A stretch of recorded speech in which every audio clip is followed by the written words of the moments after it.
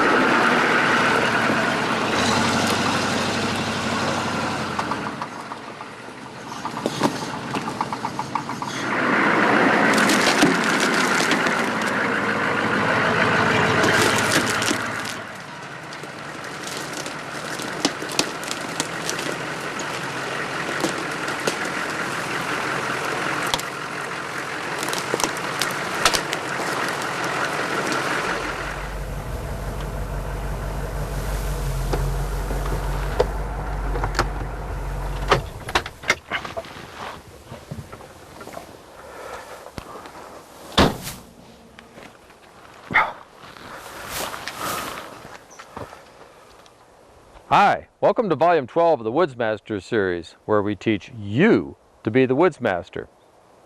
In this volume of the Woodsmaster, we're going to be taking a departure from our standard fare.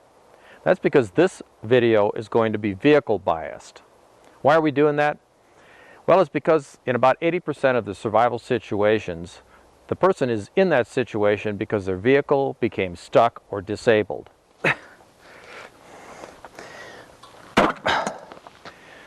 The joke around here is a 4x4 vehicle is the best way to get as far back as you possibly can before you break down or get stuck.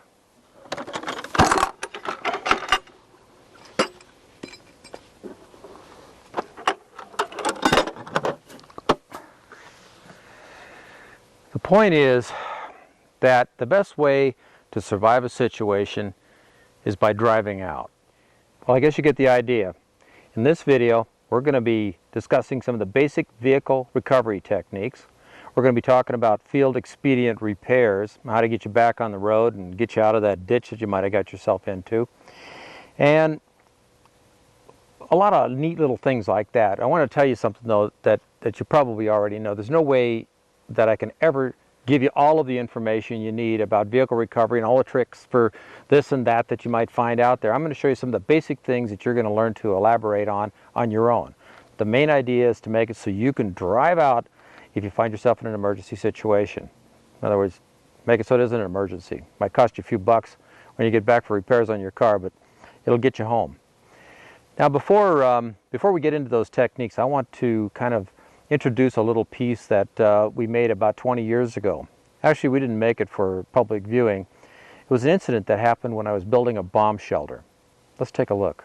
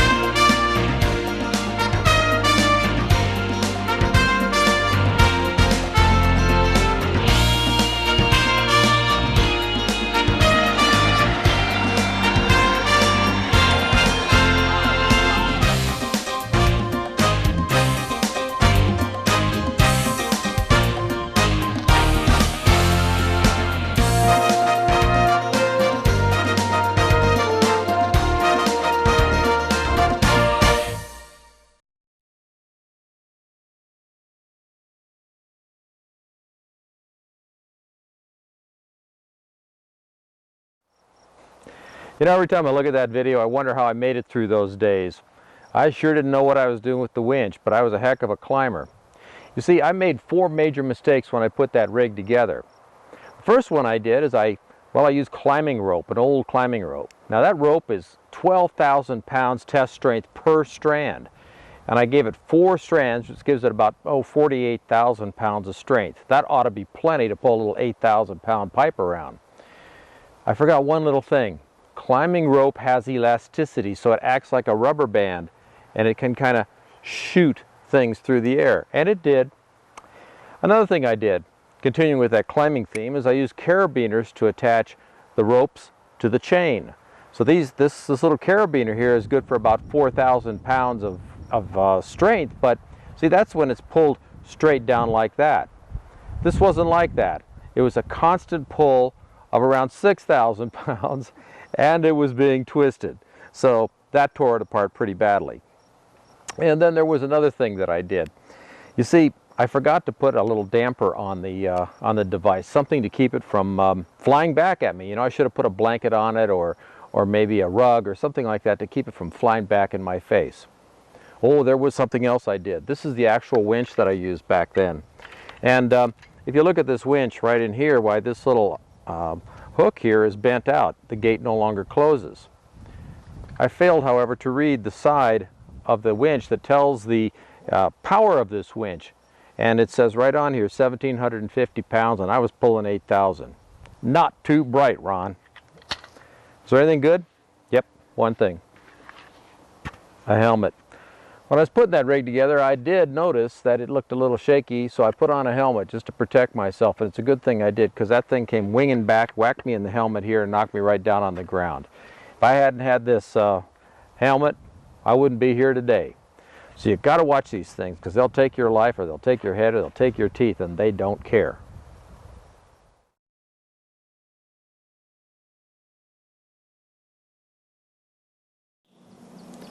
This is the basic recovery system that I've built up over the years, or actually I've broken it down into these components. You can always add to what I carry, but these are what I carry when I go out into the mountains or the desert. Let me show you what I've got in here. I've got an ammo box, of course, and that holds the metal stuff. This piece here is called a D-ring and a clevis pin. And this pin just pops right out, so I can use this to connect things like the snatch cable, which you're going to see in a minute, and the chain, or other things. Right to this. It's a good sturdy piece. This one here is about 6 ton. Attached to that is a little short piece of, well, I guess it's just a strap. I call this my winch strap.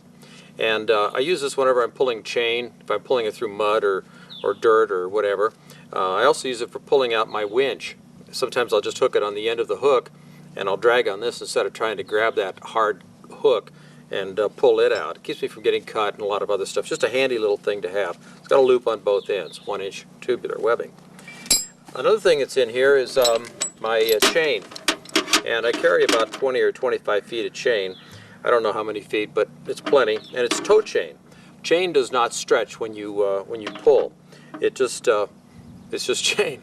And make sure you get good, strong welded links with a hook about like you see here. You'll see more of that in just a minute. But I keep that stuff in an ammo can so it's out of the way. It's heavy. Another thing that I carry is a piece of snatch. Some people call it snatch cable. It's a snatch strap is really what it is. And it's about 2 inches in diameter. I think this is tested out around 30,000 pounds. And this one here is about 25 feet. Now, snatch straps like this, they do stretch. They stretch somewhat, and they're good because if you hook it vehicle to vehicle, when you start to tow something, it jerks it out like a rubber band on the end of a, well, it looks like it's like 2 cars hooked by a rubber band. Boing, pops it right out of the ground. Anyway, this is a good way to pull things out. It's also nice around trees, although it does stretch a little bit. It does work around trees. It doesn't cut into the bark of a tree like a chain will. And this is a really important piece of gear. Another thing that I carry with me is a pair of gloves. Whenever you're handling a winch cable, you're going to need something to protect your hands, because a lot of times the cable will fray, and those little frays will stick right through your hand. They hurt like heck. And of course they're dirty, so you can get an infection real easily. Make sure you've got leather palmed gloves at the very least. Make sure that they're fairly tight so you can manipulate things if you want to when your hands get cold. And that's one of the problems. Sometimes when you get stuck, it's in cold weather and everything is icy cold. This protects your hands, and you've got to protect your hands. I also carry a shovel. Now this is just a little cold steel shovel here, but I also keep an entrenching tool, which is a military folding shovel, in the vehicle. And of course these are for digging holes, as you know. But the nice thing about this is you can sharpen the edges of it and use it a little bit like an axe, so you can chop with it if you have to. It's not intended to be used for a lot of chopping, but it can certainly get branches and things like that out of your way. So you're going to need a shovel. Always make sure you have one of those. Another thing I keep with me is a copy of David Alloway's Desert Survival Skills book. Now, if you're going to get one book about desert survival or about survival, period, this would probably be the one that I'd suggest that you get. There's a couple good ones out there, actually, but this one is the best for the desert that I've seen. David is a highly innovative and very skilled wilderness survival instructor, and a lot of his skill and information is in here, including information about vehicle recovery and winching and so forth. So get a copy of that book, keep it with you, and then you have something to read when you run into trouble. Another thing is a little piece of plywood. This is 3/4 inch plywood, and this is for underneath that high lift jack. This gives it a good wide base, so when I'm lifting something heavy, it doesn't drive the base of the jack down into the sand, dirt, or mud. This gives it that kind of a foundation. You could use it for other things as well. You could lay two parts out if you're working on your vehicle. It keeps them clean and so forth, but it's a nice thing to have in there. Another thing I keep in there is a little crowbar. Now, you can carry a bigger crowbar if you want. This is as small as I found to be practical, but if you happen to dent a fender and it's hitting your wheel, this is usable. You could pull that fender out so you could drive again. I've known of people who went out into the woods and dented their fender so badly it came down and touched the wheel, and they didn't want to drive, so they decided to walk out because they had a fender bumping against their tire. Well, that's silly. Just take something like this and peel that baby back out. Then let the insurance company pay for the dent. Anyway, this thing here can save you a lot of aggravation, and if you do get something messed up in your car, you need to lever something, that's what you need. The last thing is probably the cheapest thing of all, and when you start out, this is where you start out. These are 2 pieces of carpet.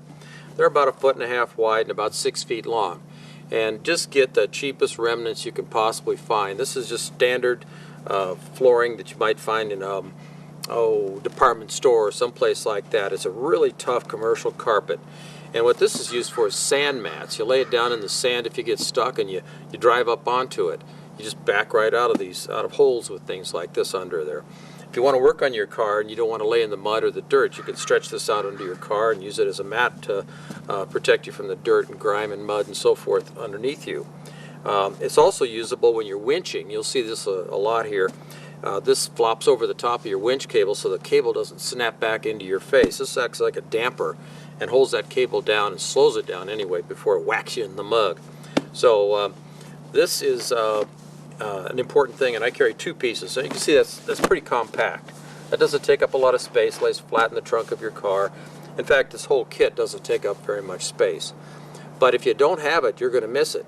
If you do have it, you're going to be, well, you'll be thanking this video.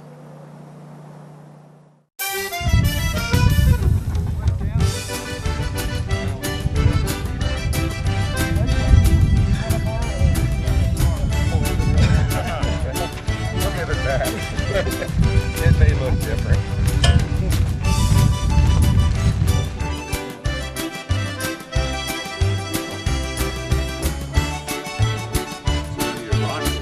Yeah, rock or that.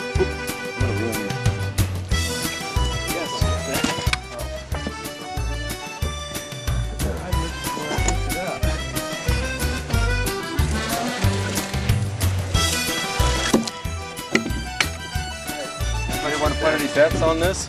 No. Bet you a case of beer, don't worry.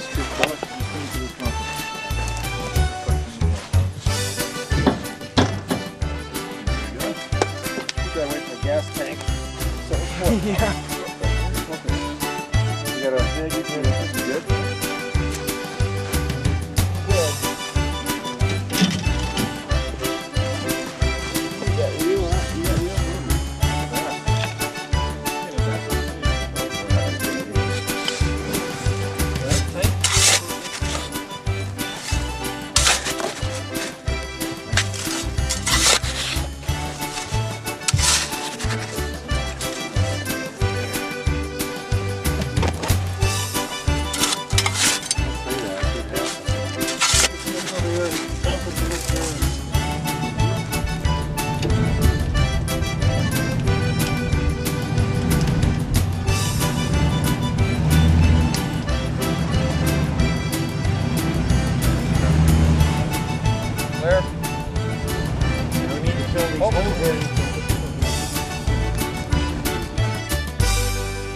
Now let's take a look at the two most common pieces of off-road recovery gear, the high lift jack and the winch. This baby here is the high lift jack. These are really versatile tools because it could be used in a lot of different ways. For instance, this could be used as a clamp to squeeze things together, as a winch to pull things together, and of course as a jack to lift things.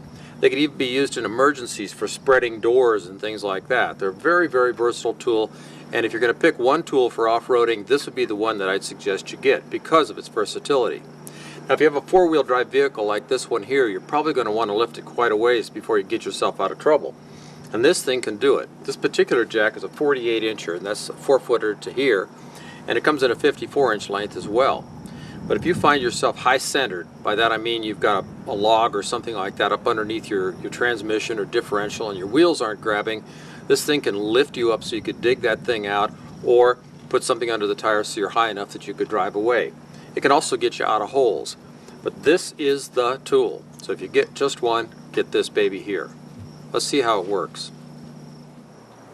The high lift jack includes a couple of accessories, and this one here is called a bumper hook, and this is for those rounded fancy bumpers that you find on cars nowadays. Well, I don't actually need this for this vehicle, so we'll just take it off. There's a little bolt here that comes right off. Incidentally, this little hook here, we'll be using that a little bit later to keep a cable on this when we're using this as a winch. So we'll just remove that, actually, so we don't lose anything. Put the bolt back inside, so that way it won't get away from you. You don't want to lose it in the dirt. And that frees up the jack. Now, before we start jacking this thing, we're going to put that piece of wood down. Now, as with any vehicle, if you get it up in the air, what you don't want to do is be under it, because sometimes jacks do fail. It could fall, and it could crush you. So we're going to set this about where we want it to be, and start operating the jack handle. Now you can see that the lifting item there is starting to move upwards. So, now you notice something else? And this is typical of a jack. You see how it wants to slide out? Whenever there's forces in a jack, the forces are going to try to push that jack out. So you've got to be careful of it. What this is telling me is this particular location is not good. If I get this vehicle up in the air on there, it could slide right off. So let's move it to a place where it's going to work properly. This little lever here controls whether the jack is actually lifting or it's allowing something to go back down. When it's in the up position, it's lifting, and when you hammer it down like that, it's letting it back down. So we've repositioned the jack in another more secure place on the vehicle, and let's start lifting.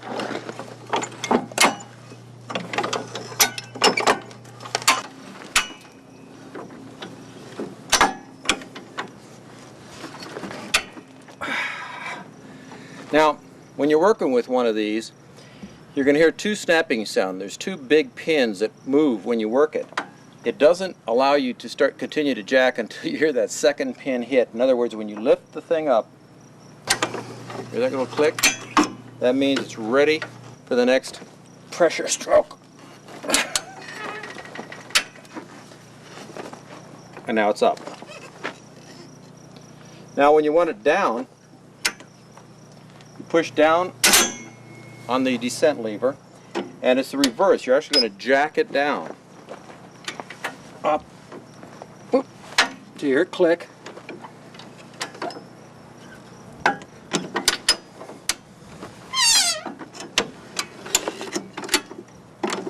You're always going to hear two clicks. You probably hear a lot of squeaking right now, but she's coming down.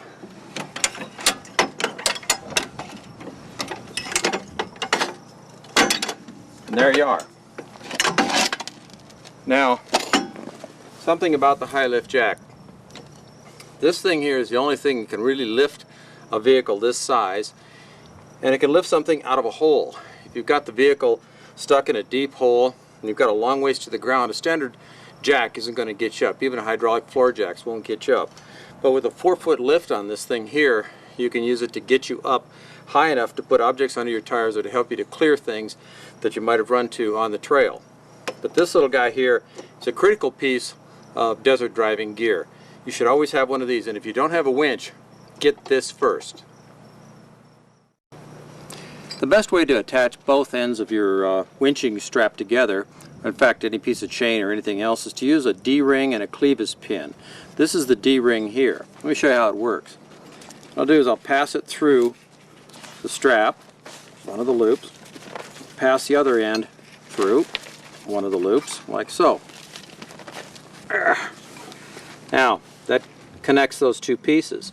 Now, in order to connect to the top of the jack here, I want to connect it right here to use this as a winch. I'll simply slip this on like so, drop the pin through, turn it over, and tighten on the nut. I happen to have a little cotter key here. That'll help it to stay on there. I don't want to bend it in place or anything, but that'll help keep that assembly together. So that attaches the top of the jack to an anchor point which is tied to a tree. Now, I always use a strap and not a chain when you're going to a tree, because straps will not injure the bark on the tree, or at least not as much as a chain would. So now we're going to take that bumper lift assembly that I showed you before, and we're going to reattach it to the base of the high lift jack. A couple little holes in here. You'll have to figure out which one you want to use. Now, the only thing that's really important about this, you'll notice here there's a little hook, and that's facing in towards the body of the jack. That's there to keep what we're going to use now to pull the vehicle from falling off this little bar. Now, in different vehicles, there's different kinds of ways of attaching your tow devices. This one has like a D-ring hooked onto it, and some of them just have tow hooks. But that's what we're going to attach our chain to. I'm just going to drop that down inside like this. In case you haven't ever seen a tow chain before and don't know how they work, you notice it has like a little slot here. Kind of a small slot. That slot is the same diameter as a link in the chain. So when you hook it up, all you do is you drop the link in the chain directly into it, and that locks the pieces together so they won't come apart. It's a very solid connection.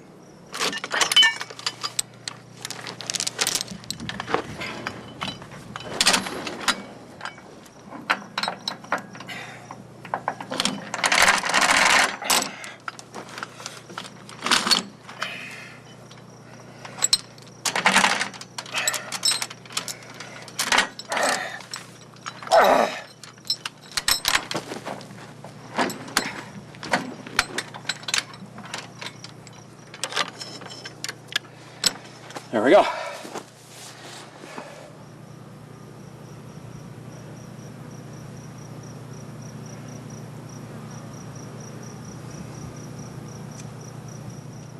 Now that we got the assembly set up, you'll notice the jack is upside down.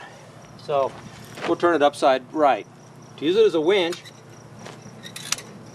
we'll move the easy to move winch lever back up into its winching position or lifting position.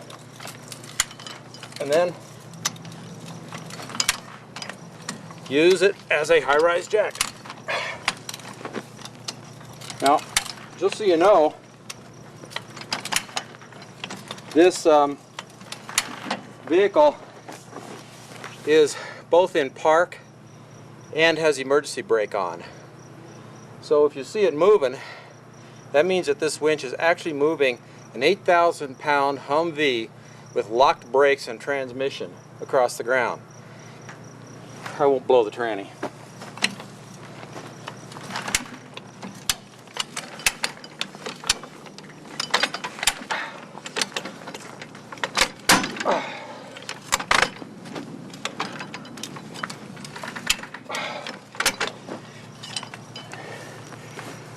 I think that gives you the idea. This is how you use a high lift jack as a winch. Now, as with any kind of a winch, there are always those cautions. Watch out for snapping cables, watch out for things that might come loose, and get everything you value out of the way. Because if these babies come loose, there's a lot of energy and they can kill you. Or at least they'll make you hurt. When you're setting up your high lift jack to use as a clamp, and there's a lot of different times you might need a clamp, you have to loosen up this little strap at the tip of your jack. It requires a 3/4 inch wrench. like so. You simply rotate the top plate, and it has a couple of little detents in it so it'll keep it in the right spot. Rotate it until it's vertical, like so. And then make sure you tighten it securely. Once it's good and tight, this is one of your clamping faces along with the toe of the jack itself, down in this area here. So this is what you have to use as a clamp. I've gone ahead and cut a 2x4 that'll fit in between the upper face of the jack, which we just rotated, and the normal lifting arm of the jack. And to clamp, you just do about like this. Now, when you're pressing down, you can see that that's already got that pretty tight, but you also probably notice that this little arm at the top is going to tend to turn a little bit. I don't want to get my fingers in here. It's not very strong, but it will clamp pretty good. There we go. But you see how that rotated? It's not a great function, but you can actually make attachments that clamp onto this pretty good. And I've seen people use these things as log splitters and all kinds of other stuff. But for something out there in the woods, at least you have a clamp that'll hold two wieners together. I want to take out a couple of minutes to talk about winches. Now there's three basic types of winches. One is called the power takeoff winch, which comes directly from the motor. One is called the electric winch, which is of course driven by electrical power taken from the engine. And the third is the hydraulic winch, which runs on hydraulic systems taken from your power steering pump. The one I have here is an electric winch, and it's probably the most common type. And I thought we'd take a little bit of a look at it to give you a sense of what a winch does and what the parts are and how to work it. A couple of things about the electric winch. The electric winches pull a lot of juice. This 8,000-pound electric winch here sucks almost 450 amps of juice. Now that's a lot more than the alternator can put out. An average automobile only puts out about 200 amps from the alternator, and the rest of the juice is going to have to come from your battery. What this means to you is that if you're pulling with an electric winch for a long period of time, it won't be long before you suck all the juice out of your battery, and then you're really in trouble. So electric winches are designed to be used in short pulls and not at maximum capacity. You've got to let that alternator recharge the battery between each pull. So you have to pull, wait, and so forth. Now let's take a look at it. Most winches have this little lever here. On one side it says engage and the other side says free spool. What free spool does is it takes it out of gear so you can just pull the cable straight off. If you're looking at winches, be sure it has a free spool position so you can pull it off and not have to activate the winch in order to get the cable to come out. But the standard operating position is engaged. Some have a second switch, which would be high power or high pull and low pull, or high speed and low speed. The low speed, of course, pulls with more energy than the high speed.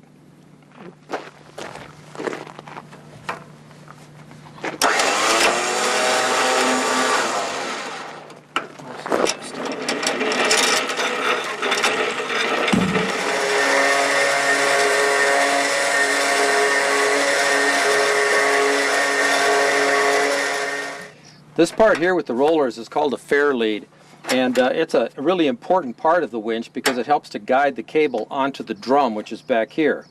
Now something else about these things, when you're running the winch back in, you've got to be careful that you don't put your hand too close to the fair lead. If you do, it might suck your hand in between these rollers, and that will crush your thumb in your hand and possibly pull your hand in and tear it off. You can easily pull your hand off with the winch. Always use gloves and keep your hand at least a foot away from the fair lead when you're doing the winching, if you've got your hand on the cable at all. The cable itself is controlled by a little switch, and these little switches generally have quite a bit of space on them. In other words, about 15 feet of cord, so you can operate it from within the vehicle itself. And a lot of times what I'll do is I'll put the hood up when I'm winching. That way if the cable does happen to snap and fly back, the hood will catch it on the underside and protect the windshield from the crashing cable. Whenever you're doing a full pull with your winch, whether it's dragging something or you're trying to pull yourself out of a bog, be sure that the motor is running. If it's not, this winch could pull all the juice out of your battery, and then you won't be able to get your motor started once you're out of the hole. So be sure the engine is running when you use your winch.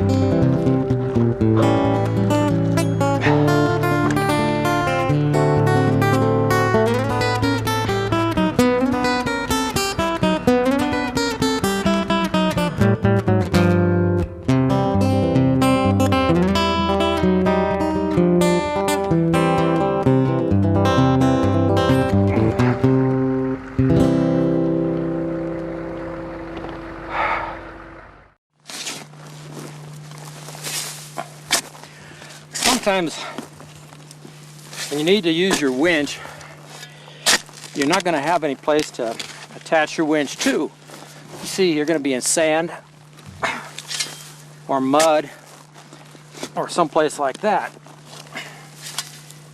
Well, if that happens to you, what do? You dig a hole and use something called the dead man technique. No, it doesn't mean you got to kill your buddy. What it means is you got to get your spare tire out and bury it in the ground. And then you're going to attach your winch cable to that buried object. Actually, you attach it before you bury it, and then you go ahead and winch. So we're going to give that a shot right now. Now, this technique is definitely a lot more work than the other one. In order to hook up, you need to take your snatch cable, you pass it through the center of the tire, and then you take your little crowbar and you pass it through the end of the cable and you pull it tight. That locks the cable to the wheel, and then you drop it in the hole.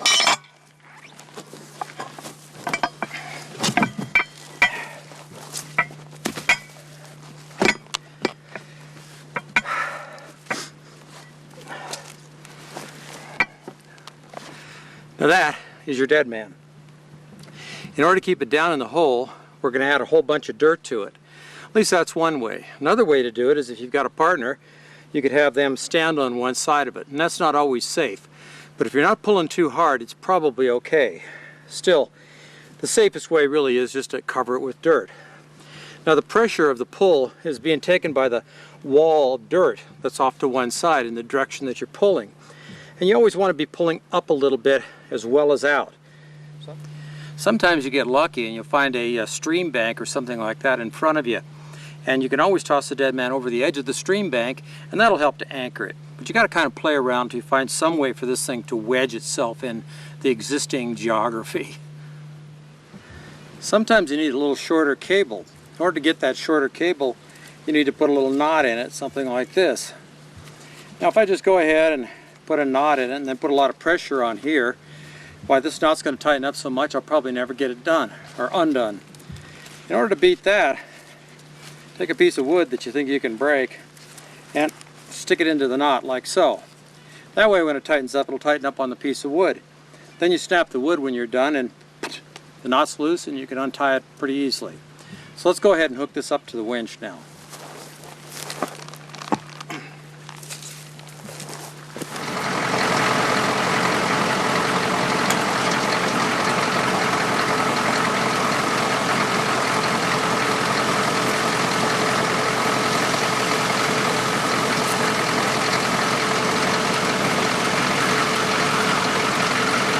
That always happens. There we go.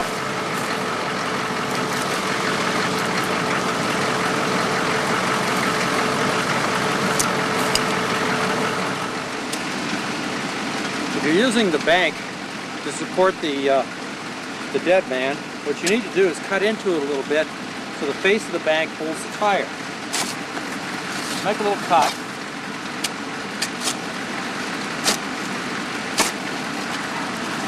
And this is going to hold the cable.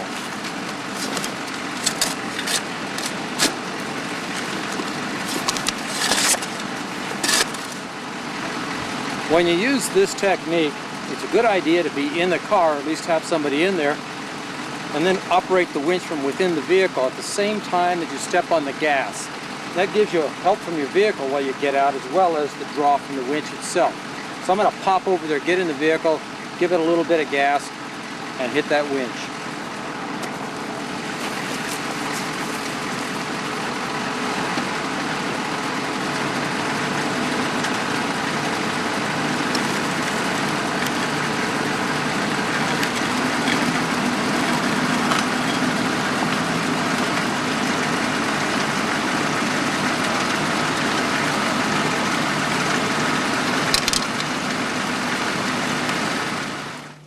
Remember that knot? This cable got pretty tight around this piece of wood, and if that had been a knot, I probably wouldn't have been able to get it out. So what we're going to do is try to break this wood here. Got pretty tight around that.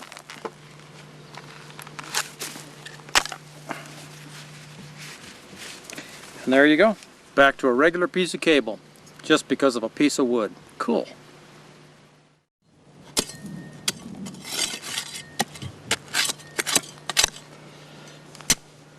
Another way to do the dead man is to use a piece of wood or a log in a hole like this. Now you could either bury the thing, or you could do what I'm doing here, which is make a little notch to hold the dead man. So when you're drawing back with your winch, it's actually pulling this piece of wood into the face of the dirt. Now this is a real easy way to do it. It of course saves you from having to take that spare tire out from under your car or wherever it happens to be stored. And of course you won't damage the tire either. So this is a good one, and it's good up to maybe a few thousand pounds of pulling. But remember, the wood could break, and if it does break, it's going to bring these pieces right back at you, and that could cause some problems. So be careful with this, but it is a good alternative.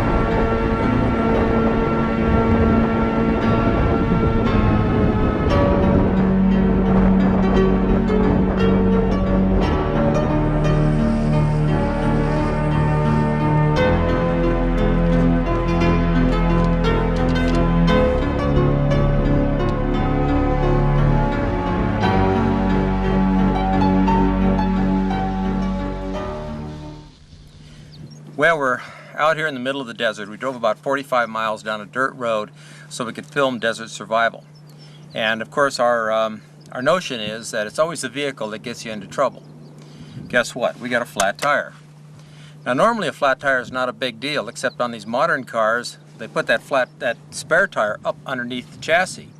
That means that you get this little crank out and you lower it down so you get at the spare tire. Unfortunately, the crank was misaligned, so we couldn't lower the spare tire. Now, if you didn't use a little innovation, we'd be stuck here. But we're not. We got out a crowbar, and with the crowbar, ripped out all the little guide tubes that led back to that fancy little crank. And all these pieces came off. And once they were off, I was able to get in, line up with the crank, and start lowering that tire. So what we're going to do now is lower the tire and put on our spare and turn around and go home, because now we don't have a spare.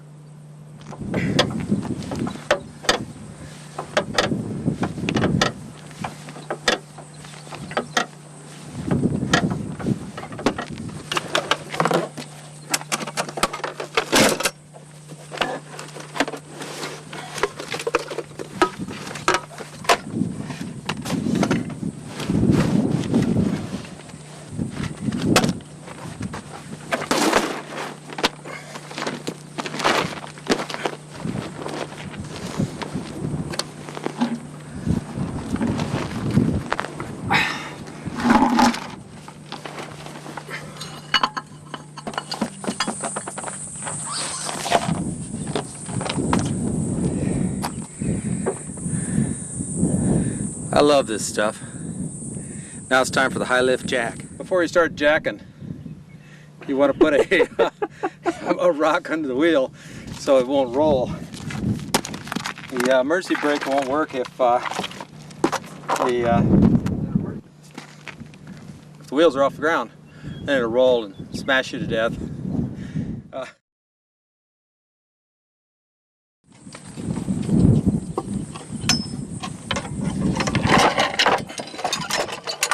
Ho, ho, ho, ho, another bottle of rum.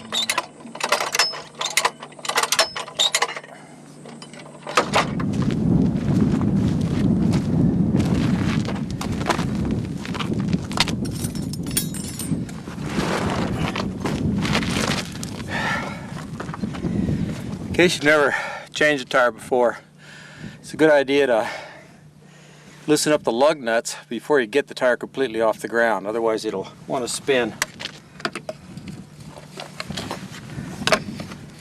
Some of the newer cars have weird stuff like this is a screw-on cover for the lug nuts.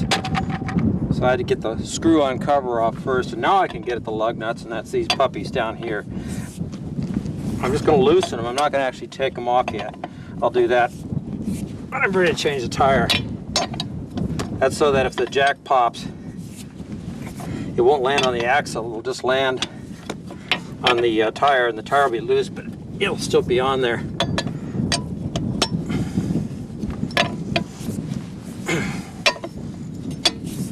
There we go. Okay.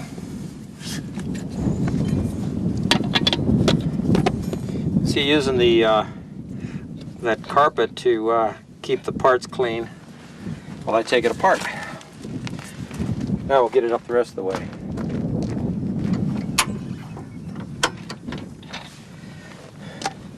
What you got in the air, you can go ahead and take the nuts off. What I do is make sure that the spare tire is ready to roll right on, and kind of leave one nut on there fairly tight up until the last minute.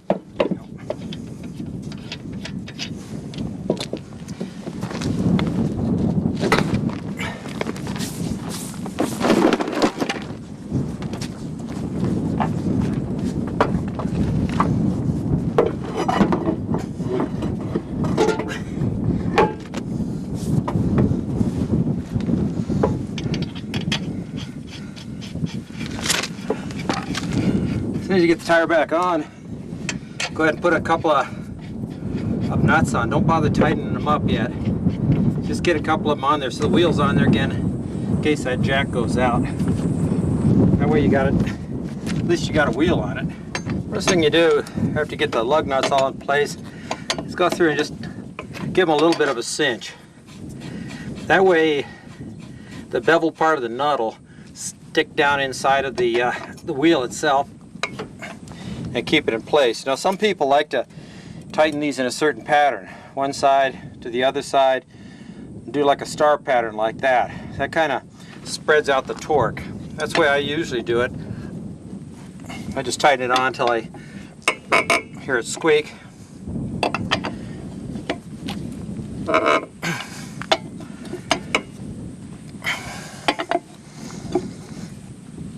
Or until the bar breaks. There we go. And she's on. Then it's time to put this piece of junk back in place. Now it doesn't look like it's really going to go on there. It's not the same kind of rim. So I guess it's not time to put this piece of junk back in. I'll just put that in with a spare tire. Now it's time to let that baby back down and see if it holds up. Woo! Now, got a couple more things to show you. Let's put this puppy back. This here is the reason the tire went flat. See how it's all slid up right there? That's because when you're driving in the desert, a lot of times there's sharp rocks. And those rocks are like pieces of glass and they're hard. They'll drive right through a tire like this, and they'll puncture the bottom of the tire or the sidewalls up in here.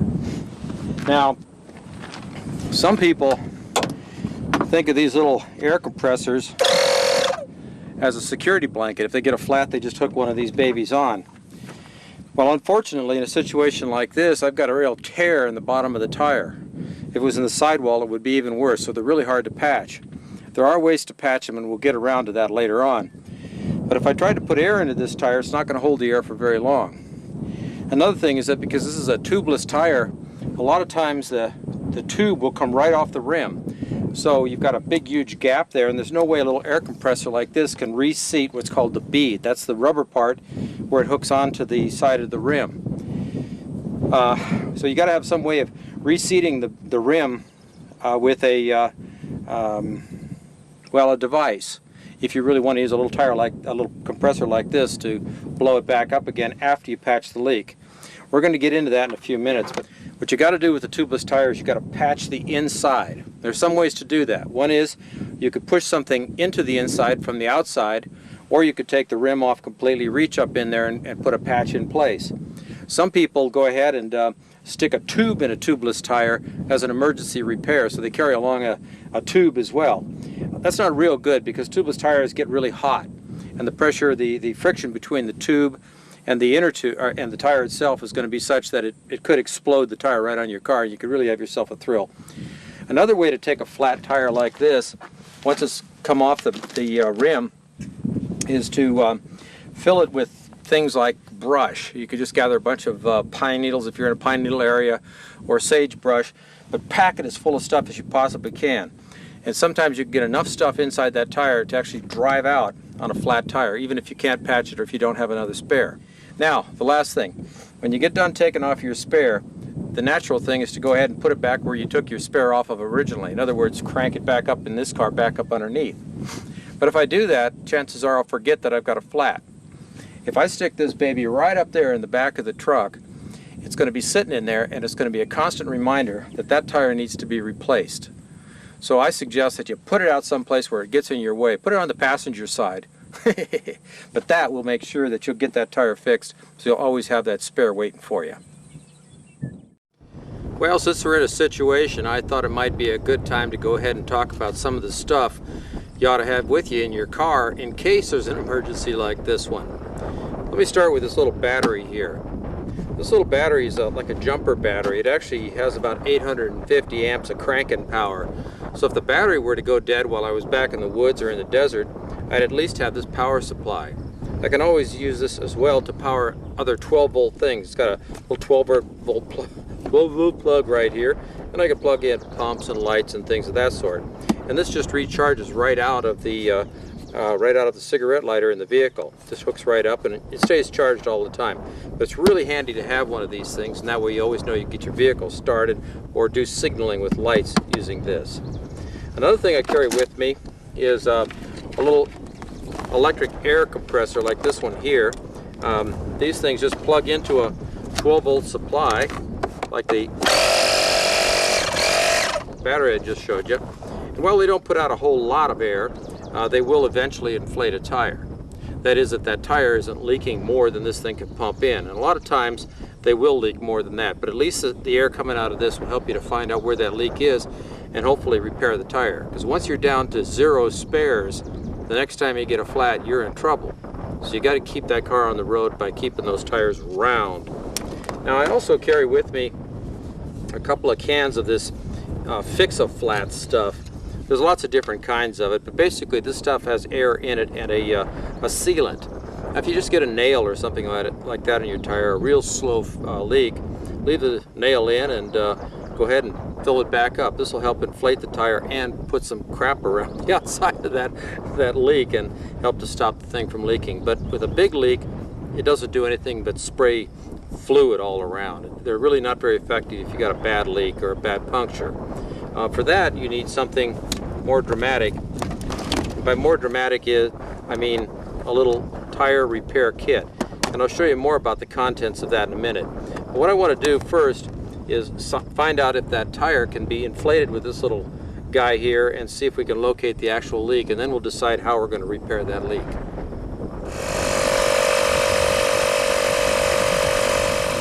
Well, I had the pump on for a little while and the tire didn't seem to get a whole lot fatter.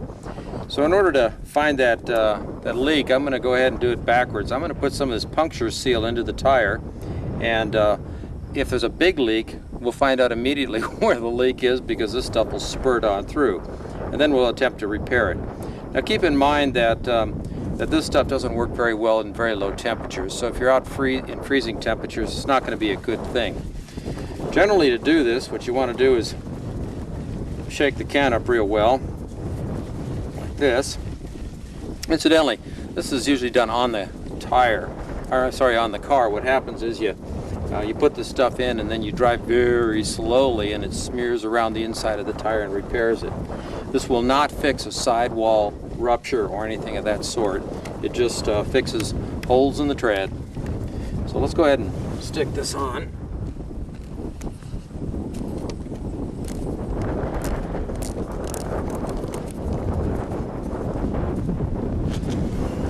When you do this, the hole should be at the bottom, or the filler should be at the bottom, and you just press down on it, and then the slime squirts out, and it starts to fill the tire up with the sealant stuff.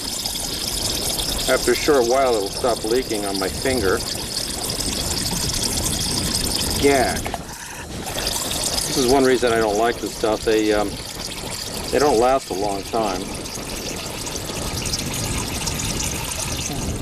Well, I just dumped an entire can of flat fix into this thing, and we'll see what happens here. I don't know if you can see that, but it's still flat. You see, if I was depending on flat fix to get me out of this situation, I'd be in some kind of trouble by now. But maybe with that flat fix in there, we could find out where the leak is. So what I'll do is start spinning the tire around.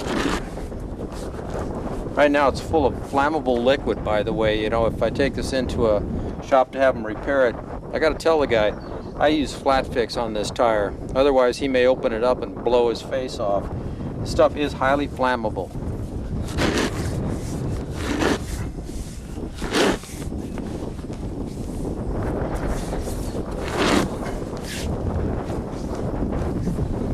Nope, here it is, right there.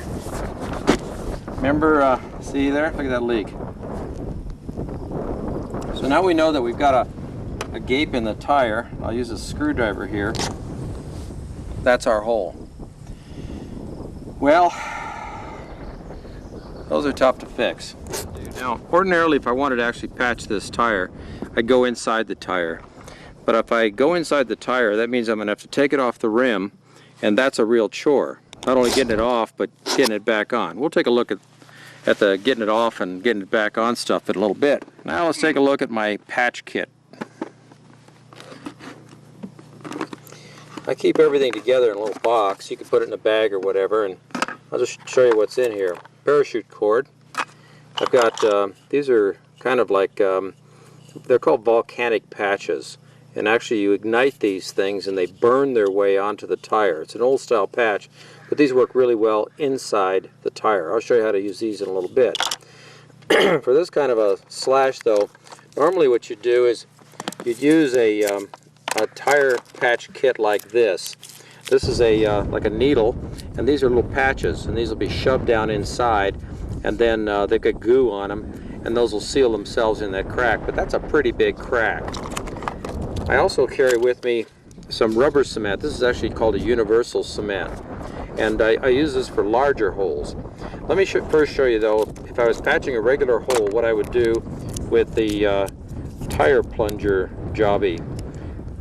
You can see these gooey little patches here. Ugh, nasty.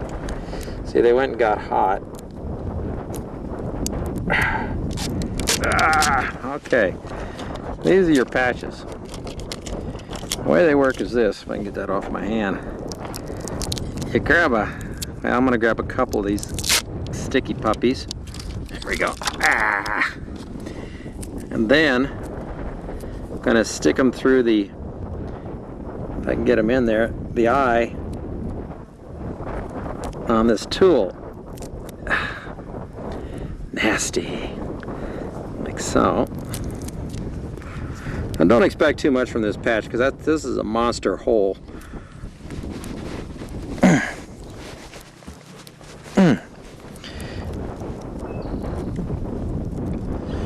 you go. I've gone and stuck 2 of those into the sticker inner tool here, and usually you just use 1 of these, but since I've got a pretty good sized gash, I'm going to use 2. You can use 3 if you can get them in there. But that's the patch kit. Now here's how you use it. Just so you know, this is all wet now from that nasty stuff I stuck in there, that filler. But you shove, see how this is going in? You shove the patch down into the tire, like so, and then you pull it back out like this until she's out about, oh, 1/4 of an inch or so. After you've done that, you just cut the GUI together, and there's your patch. Now what we'll do is we'll kind of use the tip of the tool to push her around in there a little bit.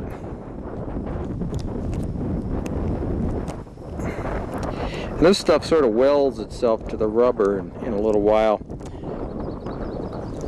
Like I say, it would work a lot better on a smaller hole, but at least that's how that would work. Ordinarily, we let that dry for, or set up for, half an hour or so, then put pressure in it with the little air pump, and hopefully it'll hold some air. Now, because we're not going to rely on this one to find out if it works, I want to show you another technique. I'm just going to go ahead and pull it out. Right. And show you if I can get it out. Ugh. There we go. Boy. Well, that's the patch. Let me show you another way to do it if you don't have one of those kits. For the next technique, all we need is some parachute cord, some rubber cement, and a screwdriver. It's pretty similar to what I just showed you. It's a lot sloppier though. What we do is we take the parachute cord inner core lines out, like so. I'll just lay them on the tire here so you can see them. And get this out of the way here. Remember, our little patch is right where we're going to put our patches, right in there. What I'm going to do now is put some rubber cement, whoa, right into the hole. Kind of get that ready. Woo! Pretty liberal with it there. And then we'll take all this other gooey stuff here and put a good load onto the parachute cord. After the parachute cord's good and messy, that's what I mean by messy. I'll take this, pick it up with a screwdriver. My fingers will probably stick to my nose if I try to pick it. Let's see here, where's the hole? There it is, that's not too hard to find. Now I'll take the screwdriver and start shoving this stuff down in there. Now remember, this is all coated with that nasty rubber cement, and I'll add a little bit more to it. Just so you know, rubber cement, this type here, takes about an hour to cure. So you're going to need to let this sit for an hour before you try to put any pressure on it. By the way, if you do get air in a tire that's repaired like this, this is not a highway tire. This is a get you back to a good road and call for help kind of a tire. There we go. And that's pretty much it. Just leave it sticking out. It's easier for the guy to get a good laugh at you when he goes to repair your tire or replace it.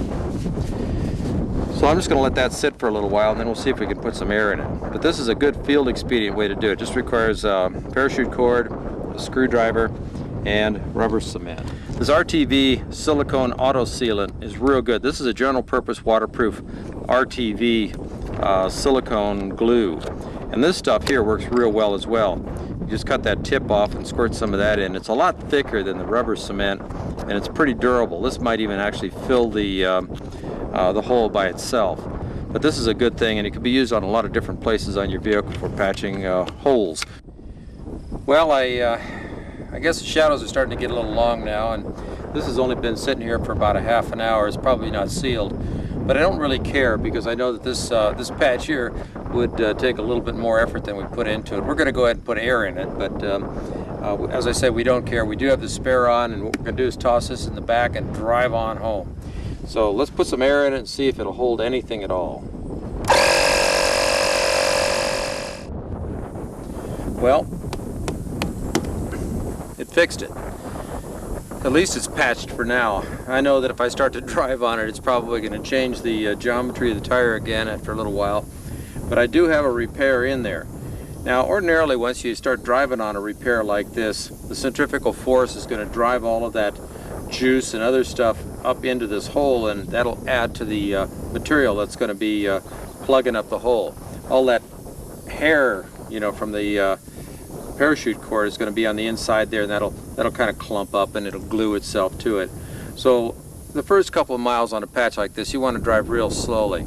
But at least now I have another spare. I'm not going to trust it for anything dramatic, but at least I have a spare, and if I really needed to, I could drive out.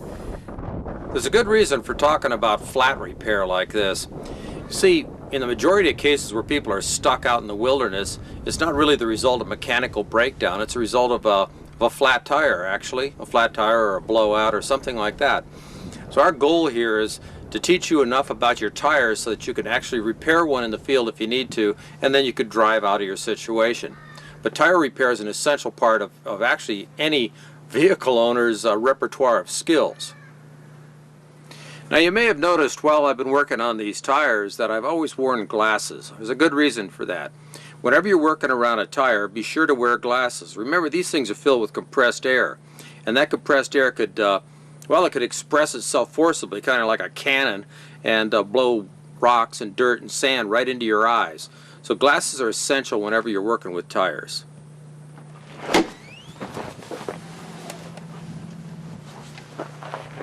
Earlier I showed you my little patch kit, and in the patch kit I identified something called a volcanic patch, and this is it here.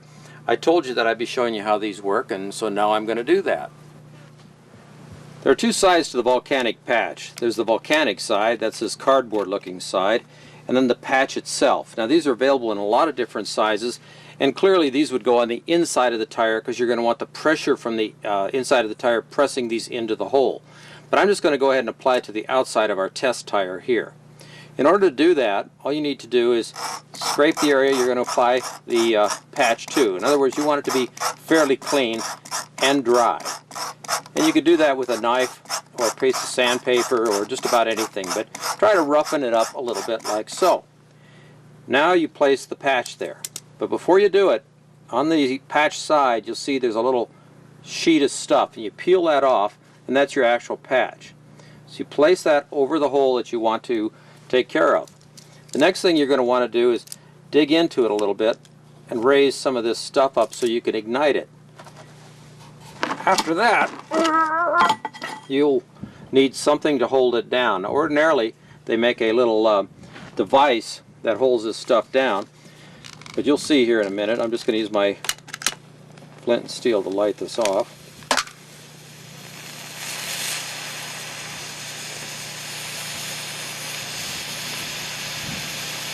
It gets good and hot. What it's actually doing is melting that little rubber patch right into the tire itself. So now it has to sit for a few seconds until that fuzzy stuff all burns off. Now you can see I just used a piece of wood to hold it down.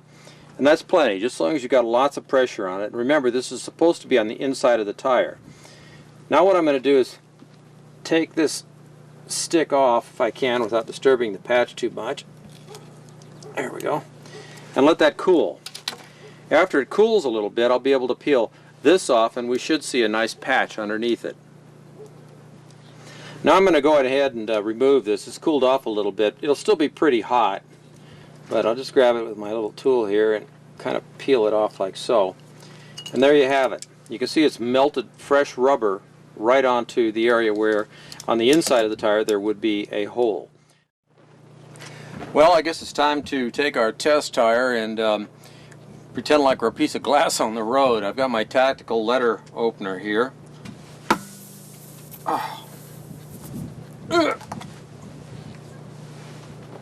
Well, it's leaking. Try it again.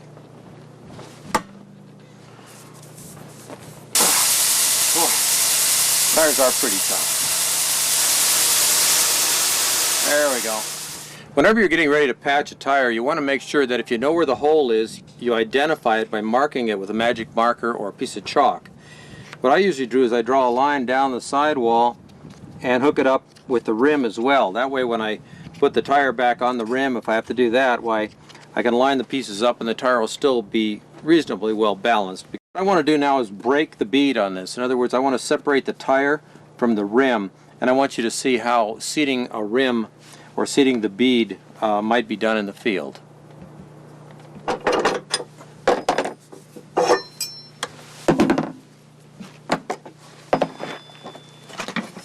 I'm going to use the high lift jack to help me remove this tire from the rim. There we go.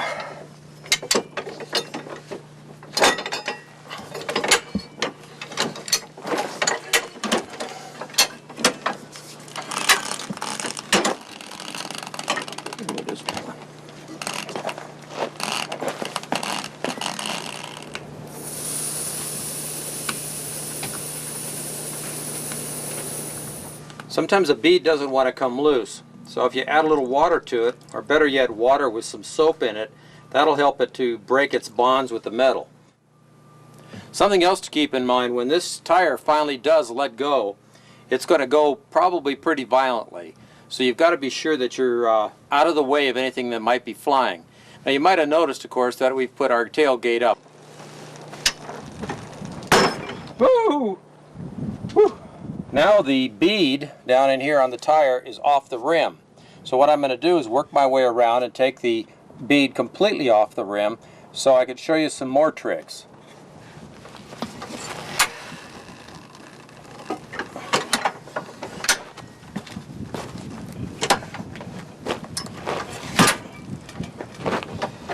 Woo! The reason I went through all the trouble of breaking the bead was so I could take out a few minutes to show you how to set the bead. In other words, sometimes when you get a flat tire, your tire is going to go so flat that the tire will actually come off the rim, and you'll be out there with a floppy rim and a loose tire. Well, if you want to fix that tire, there's a way to get that to go back on, but one of those little air pumps isn't going to do the job. The first thing you've got to do to reseat a bead on a tubeless tire is you need to get all of the rubber in contact with the steel rim. Now I'll show you a couple of ways to do that. Basically, when you're trying to reseat a bead on a steel rim like this, what you want to do is expand the sidewall so they'll pop up over the steel on the rim. Now one way to do that is with a strap like this. This is just one of those little tension straps, and it's used for holding loads down. Let me show you how to try to tighten up one of these tires with one of these straps. All you need to do is wrap the strap clear around the tire and back into the little tensioner here, and then start cranking on it.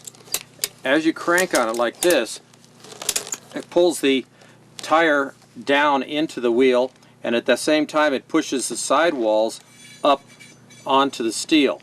That's a good idea to lubricate in here with soap or water, or even if you've got it, oil. You could pour some of that in there, but something to lubricate it so it'll slide on. With a smaller tire like this, give it a few cranks. After you get it on a little ways, you could then start putting air in it, and it should be tight enough that the air that you put in there is going to pop that bead back up onto the rim, and you're all set to go again.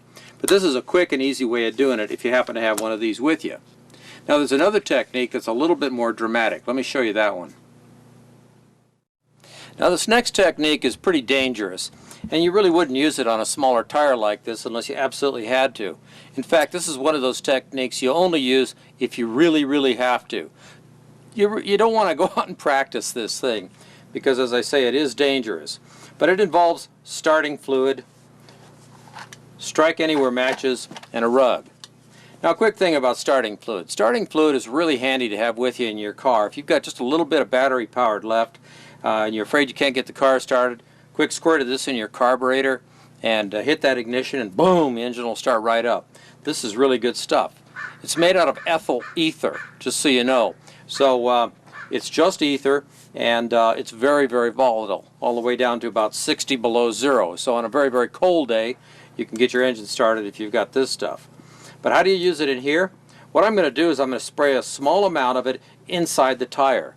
Then I'm going to toss a match at it and get the heck out of the way. Hopefully what will happen is it'll ignite the gas inside and that'll blow the tire right up onto the rim. Let's give it a shot.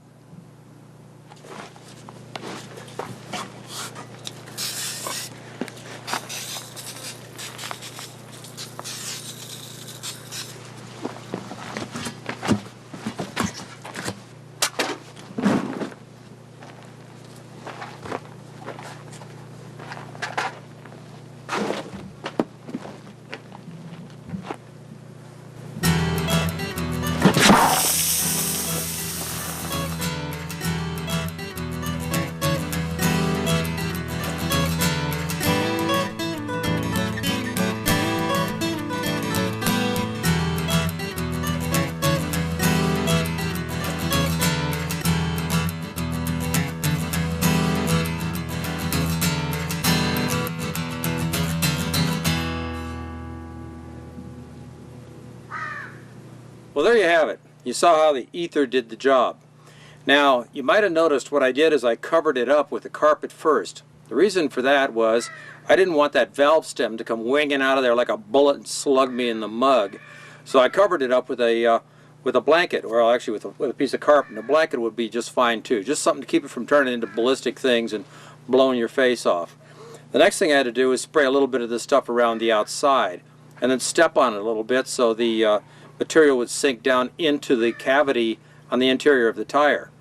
Then I lit it on fire. Once it was on fire, well, that fire was burning like a fuse, and all I had to do at that point was to step on the outside of the tire.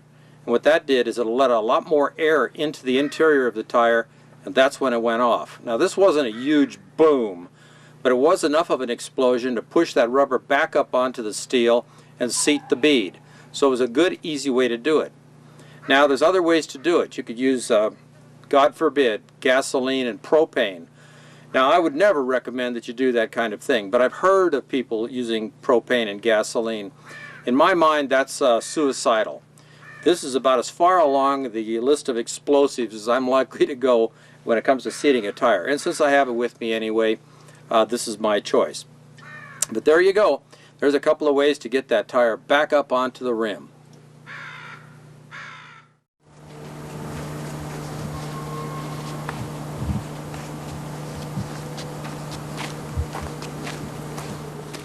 One of the things I like about my job is I get to play with big knives, and not just play with them. I get to test them. Now, how do I test one of these blades? Well, I don't test it like some people. I don't shove these things into a crack in a cliff face and then drop a car on it. You see, I haven't dropped a car on a knife in a lot of years. But what I do is something I think of as a real-world test, and that is quartering a frozen elk. When you're quartering a frozen elk, you're going to end up with 4 frozen elk legs. And these babies are what really tests a blade. Over the years, I've used a frozen elk bone test on a lot of knives. Some of them have just shattered. Some of them have bent. Some of them have deformed. But the test of a real knife is, after you get done chopping up a frozen elk bone leg like this one, it's still a good blade. So let's get to work and test a couple of blades on the frozen elk bone. The 3 blades I'm going to take a look at here are a Trace Rinaldi Armageddon, which you've already seen in our volume 11, a Trace Rinaldi Machete, this is a new knife that Trace is making, and a Bill Siegel blade, custom blade that he made for me. Now, these 2 blades, the Siegel blade and the arm, the Armageddon here, are both roughly 10-inch blades. This is 10.5 and this is 10 inches. The larger Machete here is running about a 12.25-inch blade, so it's got a lot of whacking power. Now, the Armageddon has been around a lot. I've used this a lot, and you'll see the Armageddon and the Machete both have stains on the blade. These stains are the result of having whacked into animal flesh, and actually what they are is they're blood spots.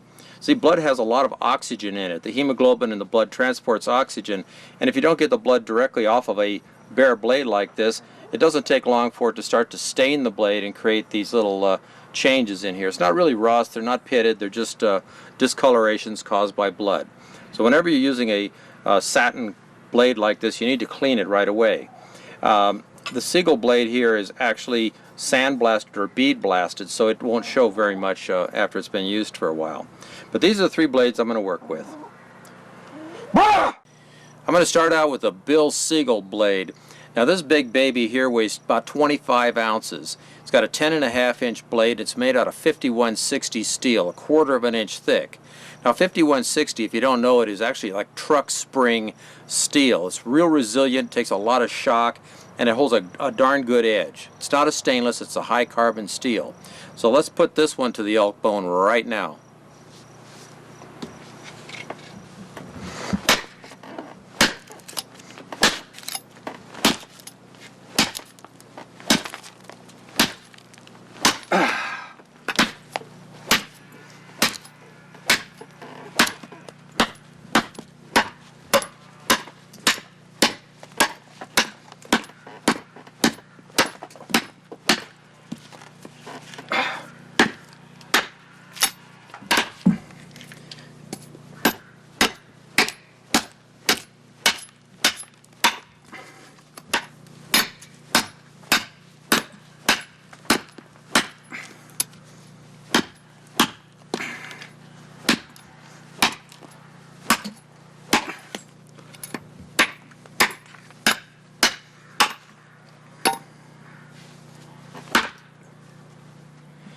Well, I just chopped this leg all the way down to this little stump here at the hoof end, and the blade actually shows almost no, well, actually shows no deformation or change or anything. So it successfully destroyed a frozen elk bone, and that's pretty amazing performance for any blade. So now let's move on and test a couple of other blades on another elk leg. The next blade is going to be the Trace Rinaldi machete. Now this big baby here has a 12.25 inch length blade. It weighs about 19 ounces. It's made out of A2 steel, which is a darn good steel, one of my favorites. This is only a 3/16 inch thick blade, so it's a little bit thinner than the other ones, but that means that you could whip it pretty fast. So let's give this a shot with the frozen elk bone.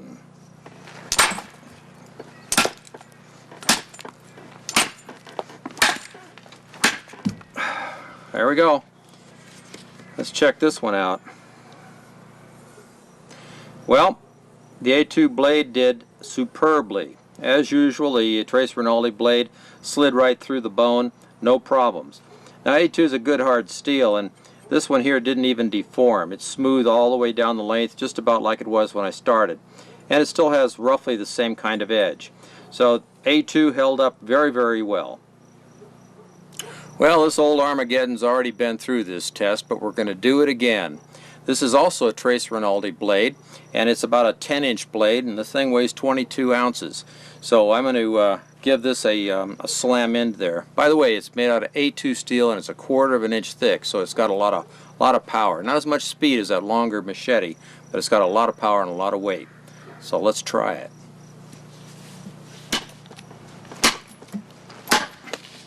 Wow. Well, it looks to me like this blade held up just about like the machete did. There's no deformation in here. There might be a little bit of dullness right where it hit, but fact is that it didn't really show any kind of a change at all.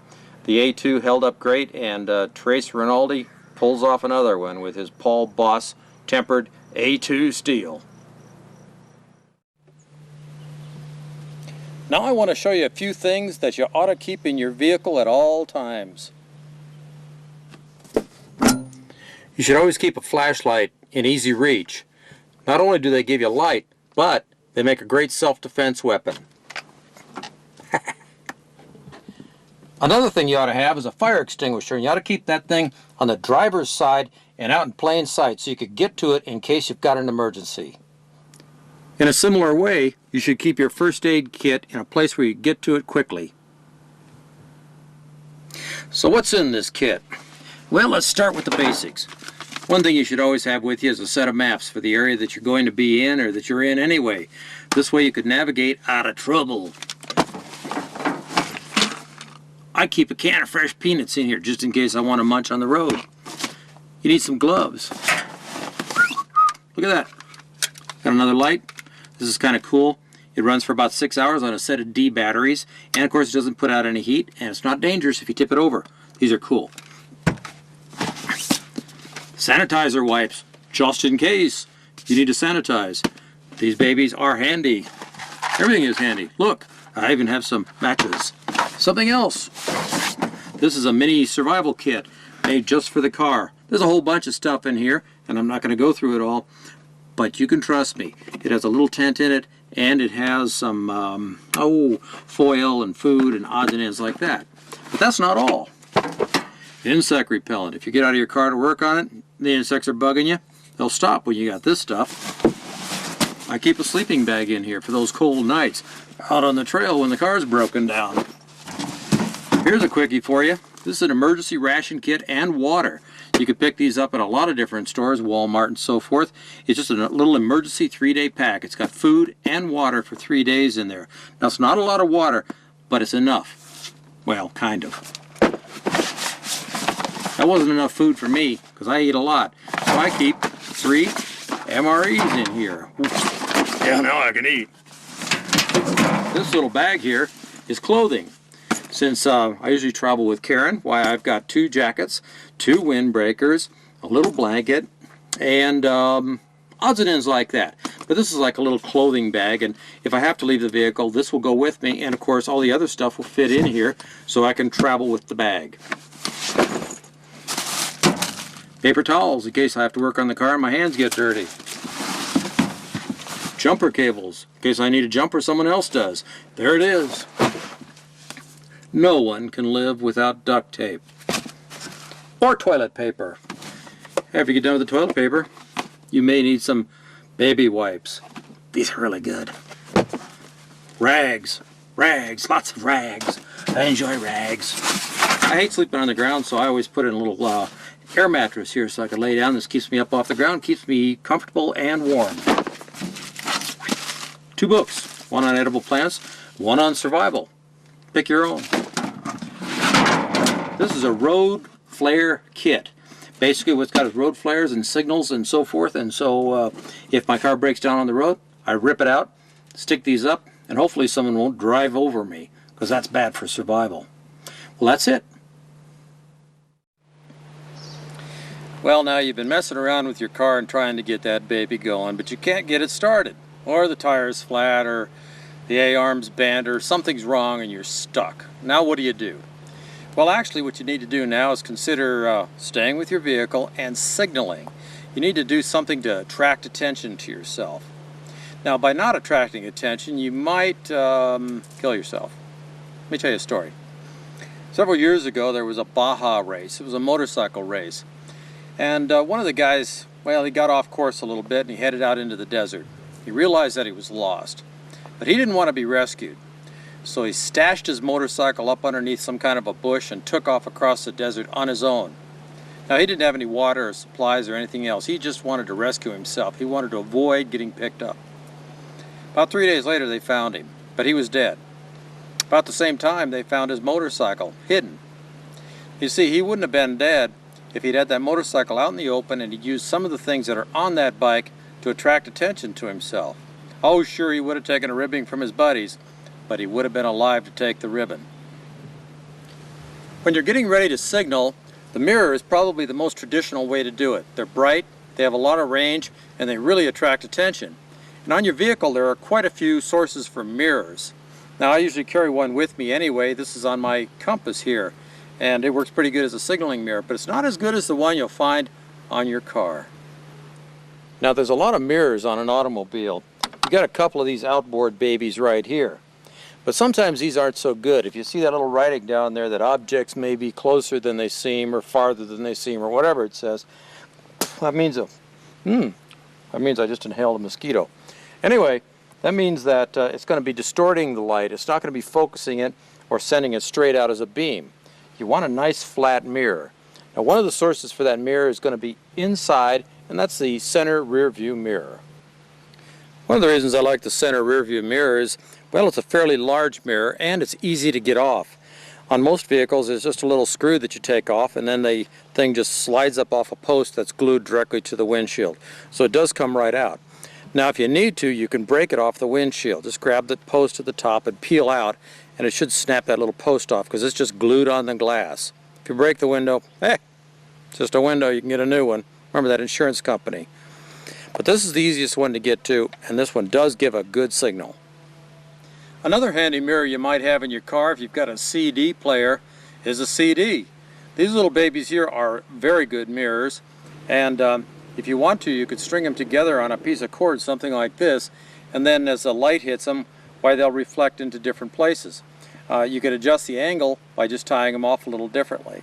At any rate, this thing would just sit out there and the wind would blow it and it'll reflect light. So wherever the light's coming from is going to be shooting light somewhere else. Handy little thing, reflector tree. Now let's find out about aiming the mirror.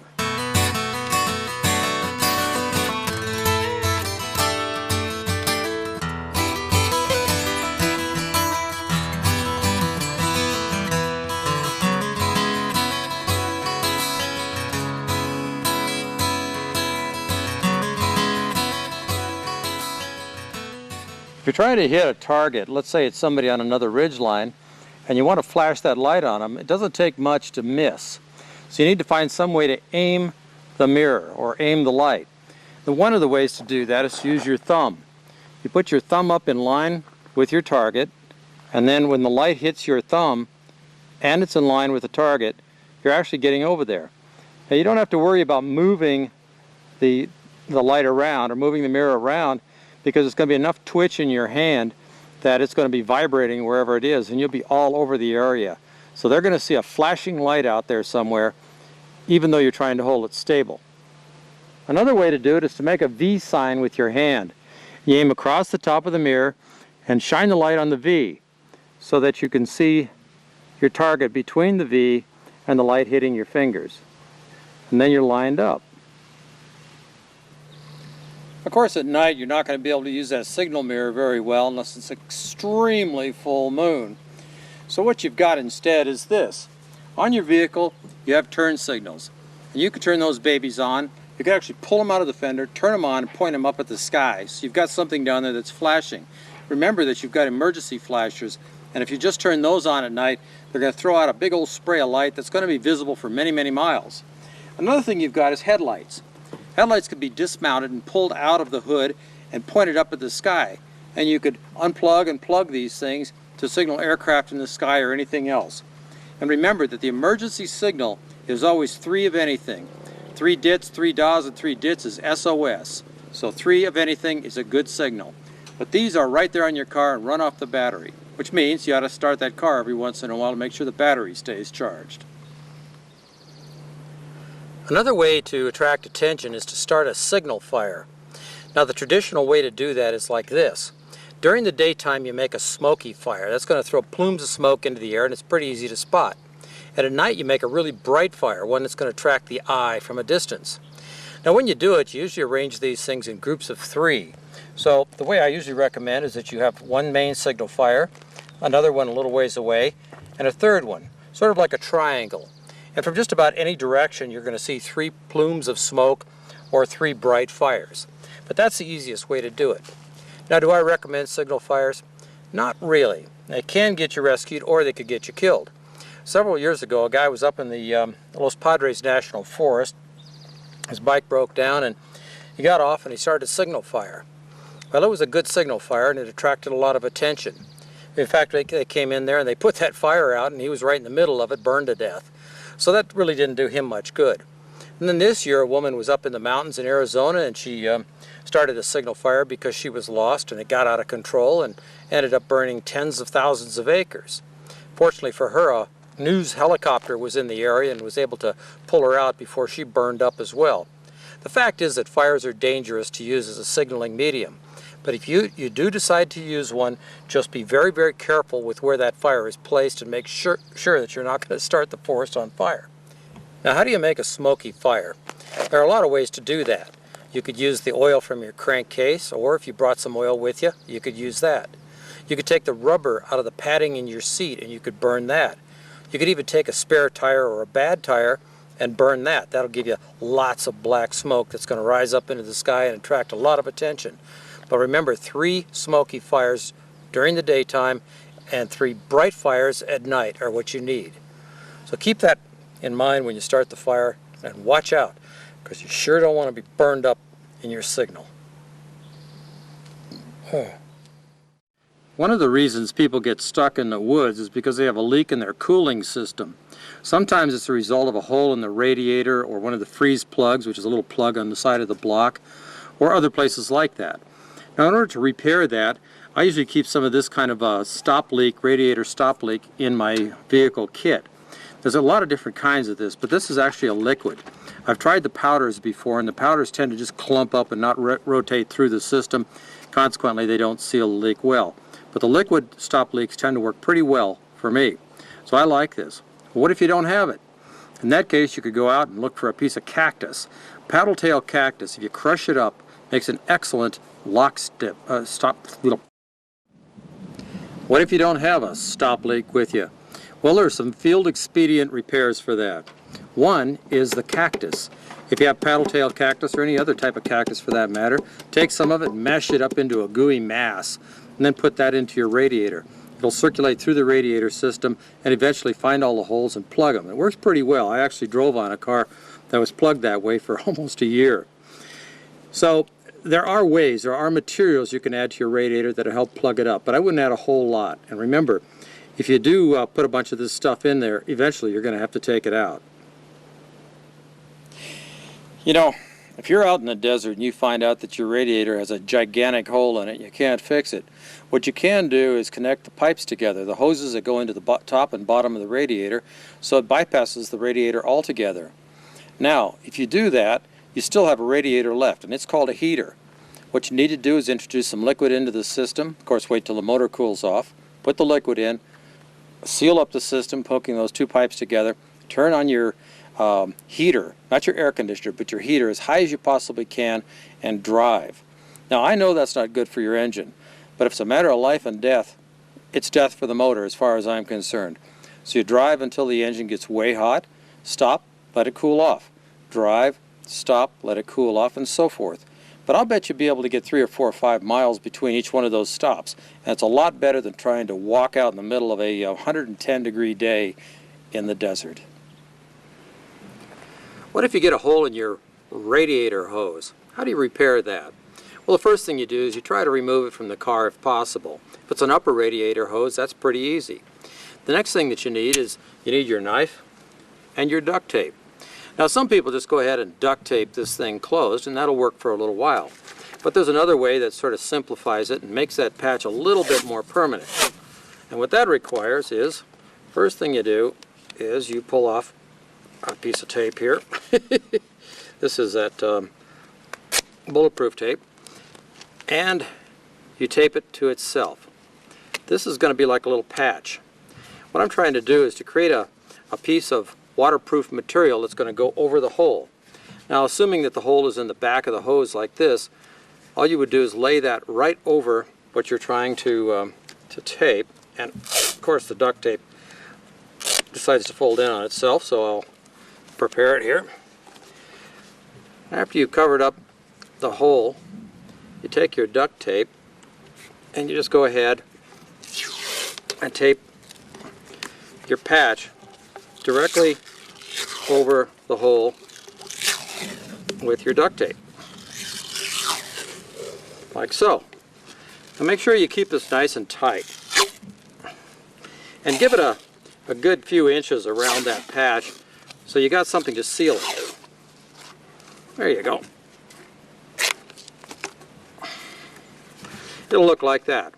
So I've got a waterproof patch over the hole, and then I've put on the duct tape. Replace it and drive away. It's probably going to be good for a few miles before it heats up and water leaks out anyway. But it is a good field expedient for fixing a leaky radiator hose or a leaky heater hose in your car, because those two will blow out at the most awkward times in the desert. This line here is called a brake line hose, and there's 4 of these, 1 on each wheel. These things represent one of the areas where you have a lot of breakdowns in the road. If you're driving off-road, sometimes branches will come up and grab this thing and tear it loose. And when that happens, you'll lose your brakes. So that disables the vehicle back there in the backcountry. Let me show you how to fix one. The first thing you want to do is cut the fractured or torn brake line like you see here. And once you've done that, shove a little stick down into it so it's good and tight in there. And then if you have one, put a hose clamp on it. And if you don't have a hose clamp, you could just wrap a piece of wire around it and tighten it up good and tight. But that seals off that one wheel. Now you ought to know that at that point, that wheel will not have any braking. The next thing you need to do is make sure you've got braking on all your wheels. Now, you're going to step on the brakes and you may not have any brakes because all of the fluid might have drained out of that one line that was ruptured earlier. So how do you fix that? Well, of course, you could refill it with brake fluid if you happen to have some. But what if you don't have any brake fluid? There's an easy solution.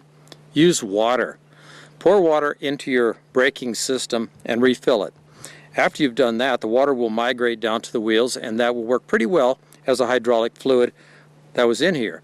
Except one little difference. Water boils at a fairly low temperature, so your brakes will probably heat up pretty quickly, or at least the water in the lines will heat up pretty quickly, and it'll boil, which means you'll lose braking again. But you stop, you let it cool off, and then you start driving again.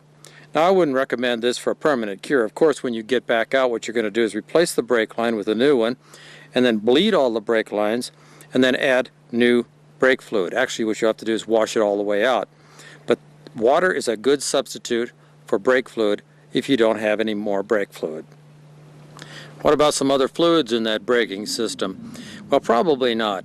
Most other fluids are either going to be volatile, which means they'll catch fire, or they're going to tend to break apart the rest of the braking system. In other words, dissolve some of the little delicate rubber valves and so forth that you'll find down in the braking system. Water is your best simple solution for a brake line problem. There's about 100 other little tricks you can use to get your car back on the road. I'll give you a couple of examples. If you get a hole in your gas tank, what do you use to plug the hole? Well, the old standby is a piece of ivory soap. You take some soap and you whittle it into something that looks like a carrot and shove it in the hole. And that should last for a little while. And there's a lot of tricks like that that work pretty well. I'll give you another example. What if you've got a leak in your power steering pump and you got fluid spraying out? Well, put 3 or 4 drops of brake fluid in it. The brake fluid gets in there, cycles around, softens up the seals, and then reseals the thing for a little while anyway. And they go on and on and on, and you've probably heard a dozen of these stories, and they're all good. They're all worth trying. But the important part of it is get the vehicle back on the road and drive out of trouble. If you can do that, you could save yourself from being in a survival situation. Why do people get stuck in the woods? Well, I'll tell you the reason that's most common. High speed.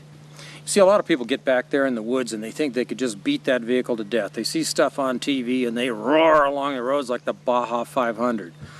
Well, guess what? The cars that they use in those races are different from the one that you get. And I don't care if yours says SUV on it. It's not designed to be beat up. If you beat it up, you could expect it to break down. So if you want to do that kind of driving, don't do it when you're alone or with just your family. Be sure you do it as a part of an organized group, as some sort of an organized trail event or something like that. And that way, if you have a breakdown, you've got other people around who can help you get back on the road. But be sure that when you're driving off-road or back in the woods someplace, that you take care of that vehicle, because that will get you back out. And if you do break down, you've got a few of the tricks that'll get you back on the road and hopefully get you home. Now you know that we haven't dealt with any of the physiological or psychological effects of survival with your vehicle, because they really don't pertain to this. What we dealt with was just purely the mechanical device, the car. And we're going to be moving away from the car in the next video, and we're going to start talking about some of the physiological, psychological, and tricky, cool Woodsmaster tips that work really well in arid environments or the desert. In the next video, we're going to be on foot in the desert. See ya on the trail.